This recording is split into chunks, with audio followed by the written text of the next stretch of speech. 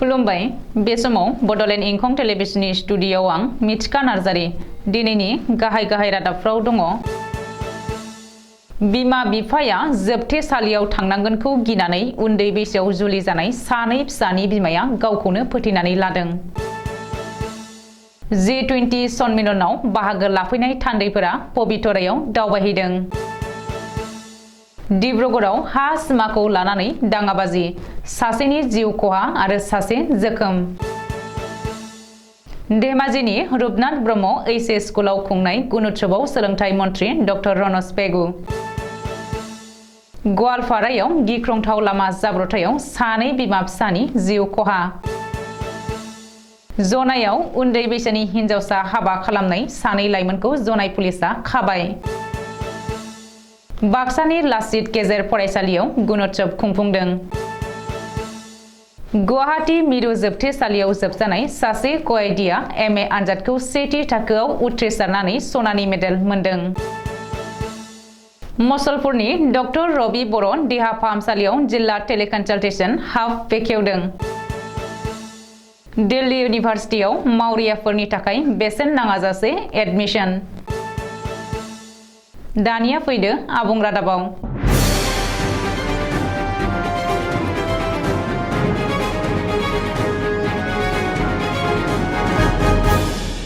बिमा बिफाखौ जोबथेसालियाव थांनांजानो गिनानै उन्दै बैसोआवनो जुलि जानाय सानै फिसानि बिमाया गावखौ फोथैनानै लानाय जाथाया सोराङाव फैदों। मानकासाराव जादों बे जाथाया। गिबि मन्थ्रि डक्टर हिमन्त बिश्व शर्मानि बिथोन बायदियै आयेन बेरेखायै उन्दै बैसोआव जुलि जानायनि हेंथायै रायजोआव गोख्रों अपारेशन सोलिगासिनो आरो रायजोनाङै बेबायदि आयेन बेरेखा जुलि होनायाव लोब्बा थानाय रोजा रोजा सुबुंखौ पुलिसा हमगासिनो दङ। बे समावनो उन्दै बैसोआवनो जुलि जानाय आरो सानै खुदियानि बिमा खुशबु बेगमा गिनानै गावखौनो फोथैनानै लादों होननानै मिथिनो हादों। रिपर्ट बायदिब्ला गावनि बिमा बिफाया जोबथेसालियाव थांनांगोनखौ गिनानै खुशबु बेगमा गावखौनो फोजोबनानै लादों। सानै खुदियानि बिमा 23 बोसोर बैसोनि खुशबु बेगमा 2012 मायथाइयाव 12 बोसोर बैसोआवनो मनज मिया मुंनि सुबुंजों जुलि जादोंमोन। नाथाय कभिडनि गाग्लोबनायाव फिसाय गोमाजादोंमोन खुशबु बेगमा। मख'नो गोनांदि सोरखारा उन्दै बैसोआव हाबा जानायखौ होबथानो थाखाय उन्दै बैसोआव जुलि जानाय आरो बे आयेन बेरेखा जुलियाव लोब्बा थानाय सुबुंफोरखौ हमनायखौ गिनानै खुशबु बेगमा गावखौ फोथैनानै लानाय जाथाया ओनसोलजों लोगोसे रायजोनाङै सोमोनांहोदों।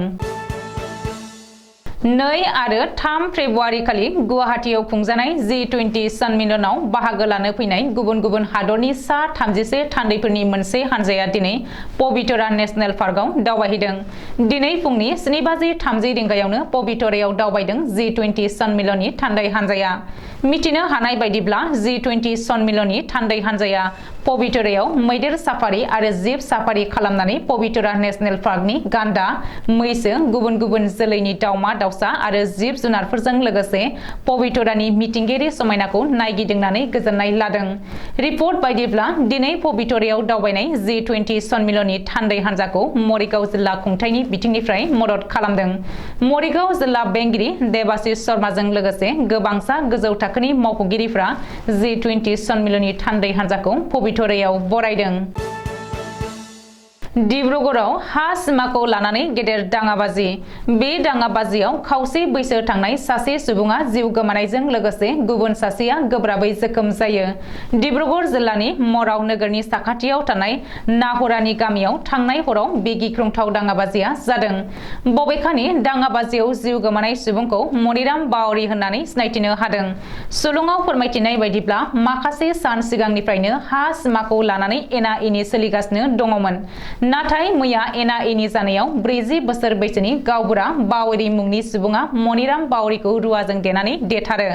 बे जाथायनि उनाव जायगानि सुबुंफोरा गावबुरा बाउरीखौ हमनानै पुलिसनो गथायनानै होयो।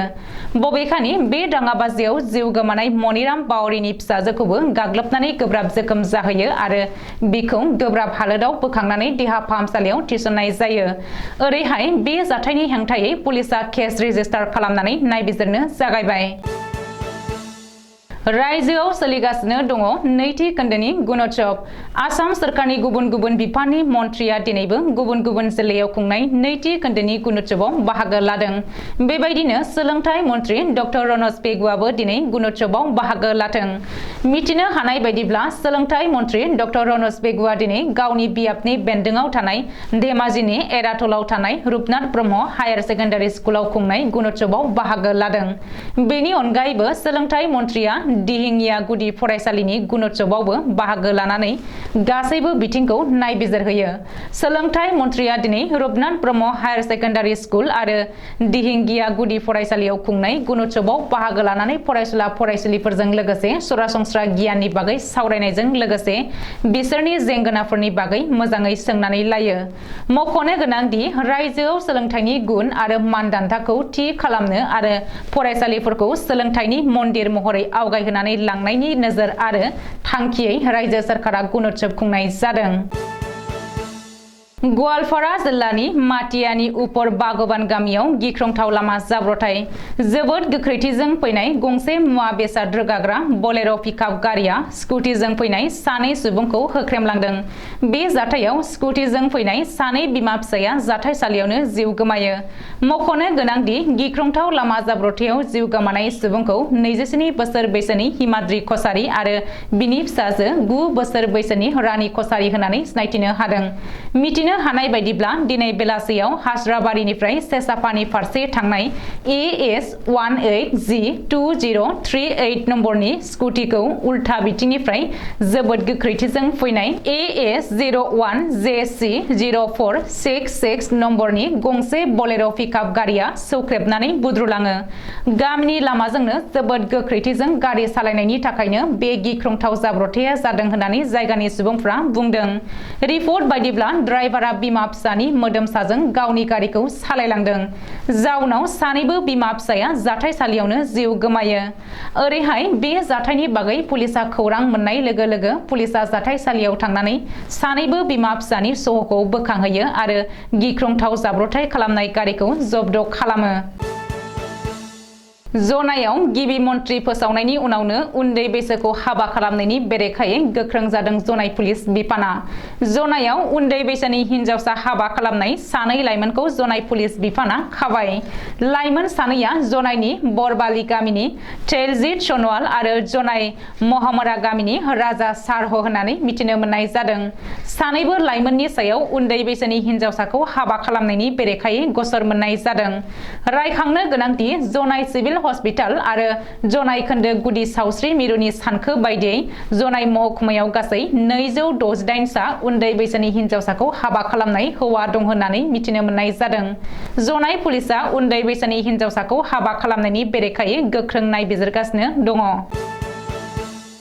बाक्सा जिल्लानि सालबारि महकुमानि बेन्दोंआव आरो जाला खोन्दोनि सिङाव थानाय मायंपारानि लासित गेजेर फरायसालियाव रायजोनि गुबुन गुबुन गोजौ गेजेर आरो गुदि फरायसालिफोराव खुंफुंनाय बायदियै आरो सोरखारनि बिथोन बायदियै दिनै मायंपारानि लासित गेजेर फरायसालियाव गुणोत्सव खुंफुंनाय जादों। दिनैनि बे गुणोत्सवनि हाबाफारिनि गेजेरजों लासित गेजेर फरायसालिनि लोगो फोरोंगिरि राजेन्द्र बसुमतारिया खौरांनि गेजेरजों फोरमायदों दि गुणोत्सव खुंफुंनाया आसाम सोरखारनि मोनसे खान्थि। बे खान्थि बायदिनो सोरखारनि बिथोन बायदियै दिनै 1974 मायथाइयाव गायसनजानाय लासित गेजेर फरायसालियाव ब्रैथि खोलोबनि गुणोत्सवखौ खुंफुंदों। बे गुणोत्सव खुंफुंनायनि गाहाय थांखियानो जाबाय फरायसाफोरखौ माबोरैहाय गुन गोनां खालामनो हागोन आरो बे हाबाफारिनि गेजेरजों फरायसाफोरजों लोगोसे फरायसालिनि फोरोंगिरि, फरायसाफोरनि दिथागिरि आरो ओनसोलनि रायजो राजाफोरखौ सोलोंथाइ बिथिङाव सांग्रांथि लाबोनो थाखाय आसाम सोरखारा गुणोत्सव खुंफुंनाय हाबाफारिखौ लादों आरो बेखौ मिजिंथिनानैनो दिनै लासित गेजेर फरायसालियावबो गुणोत्सव खुंफुंनाय हाबाफारिखौ लादों होननानै फोरमायदों लोगो फोरोंगिरि राजेन्द्र बसुमतारिया। लोगोसेनो बुंबावदों दि लासित गेजेर फरायसालियाव बर' बिजों आरो असमिया बिजोंनि फरायसाफोरा गासै 186 फरायसाफोर दङ आरो गासै फरायसाफोरानो दिनैनि बे गुणोत्सवआव बाहागो लादों होननानै फोरमायदों। 2019 मायथाइनिफ्रायनो गुवाहाटी मिरु जोबथेसालियाव जोबनानै दोनजानाय एबा साजा मोननांनाय 29 बोसोर बैसोनि सासे कयेदिया MA आनजादखौ सेथि थाखोआव उथ्रिसारनो हानानै सनानि मेडेल मोननो हादों। जोबथेसालियाव जोबजानाय बै फरायसानि मुङानो जादों सन्जीब तालुकदार। 2019 मायथाइयाव आलफा उदाङा बम होनायाव लोब्बा दंफायोमोन होननानै पुलिसा सन्जीब तालुकदारखौ एरेस्ट खालामदोंमोन। सुलुङाव फोरमायथिनाय बायदिब्ला बै समाव सन्जीब तालुकदारा गुवाहाटी मुलुगसोलोंसालियाव बटानि आयदायाव एमफिल फरायगासिनो दङमोन। नाथाय जोबथेसालियाव जोबनानै दोनजानायनि उनाव सन्जीब तालुकदारा ससियेल साइन्स आयदायाव कृष्णकान्त हेन्डिक अपेन इउनिभार्सिटिनिफ्राय जोबथेसालियाव थानानैनो एमए आनजादखौ होयो आरो 77% नम्बर लानानै सेथि थाखोआव उथ्रिसारनो हादों। आसामनि रायजो बेंगिरि प्रफेसर जगदीश मुखिनि आखाइजों कयेदी सन्जीब तालुकदारा सनानि मेडेलखौ आजावनो मोनदों। बे सनानि मेडेलखौ मोनखांनायनि उनावनो सन्जीब तालुकदारनि बेल पिटिशनखौ गुवाहाटी गोजौ बिजिरसालिया आजावबाय होननानै सुलुङाव फोरमायदों। बाक्सा जिल्ला सदर मसलपुराव थानाय डक्टर रवि बर' देहा फाहामसालियाव दिनैनिफ्राय जिल्ला टेलिकनसाल्टेशन हाबखौ बेखेवनाय जाबाय। मसलपुर ओनसोलनि बेरामिफोरनि खाबुनि थाखाय बे टेलिकनसाल्टेशन हाबखौ हाबाफारि बायदियै बेखेवनानै होयो बाक्सा जिल्लानि जिल्ला बेंगिरि मासान्दा मेगदालिन फार्टिना। बाक्सा जिल्ला सावस्रि बिफाननि joint director Manoj Das, doctor Ravi Boro' देहा फाहामसालिनि सुपारिनटेन्डेन्ट डक्टर भुबनेश्वर स्वर्गियारिनि नुजाथिनायाव बे टेलिकनसाल्टेशन हाबखौ बेखेवनाय जायो। बेनि जोहै बाक्सा जिल्लानि गेजेरावनो सिं ओनसोलनि बेरामिफोरा सन्जीबनि एप्सनि जोहै न'आव थानानैनो आखा-फाखा रोंगौथि गोनां देहा फाहामगिरिनि जोहै फाहामथायनि बोसोन मोननो हागोन होननानै मिथिनो होयो। बे बेखेवनाय हाबाफारियाव डक्टर रवि बर' देहा फाहामसालिनि गोबां डक्टर नार्सफोरजों लोगोसे गुबुन गुबुन देहा फाहामसालियावनो खामानि मावग्रा बिफानारिफोरखौबो बाहागो लानायखौ नुनो मोनो। हादरनि राजधानियाव थानाय दिल्ली इउनिभार्सिटियाव आन्डार ग्रेजुएट आरो पोस्ट ग्रेजुएट डिग्रीनि थाखाय मोन्नैबो खोलोबाव सानै-सानैयै बिमा-बिफा गैजायै मावरिया फरायसाफोरनि थाखाय बेसेन होनाङा जासेनो एडमिशन होनाय जागोन होननानै फोसावदों। दिल्ली इउनिभार्सिटिनि एग्जिकिउटिभ काउन्सिलआ बे थांखिखौ लादों। फैगौ सोलोंथाइ बोसोरनिफ्राय बे गोदान एडमिशनखौ होनाय जागोन होननानै मिथिहोदों दिल्ली इउनिभार्सिटिनि एग्जिकिउटिभ काउन्सिलआ। दिनैनि रादाबा एसेनोसै। गोजोन्थों।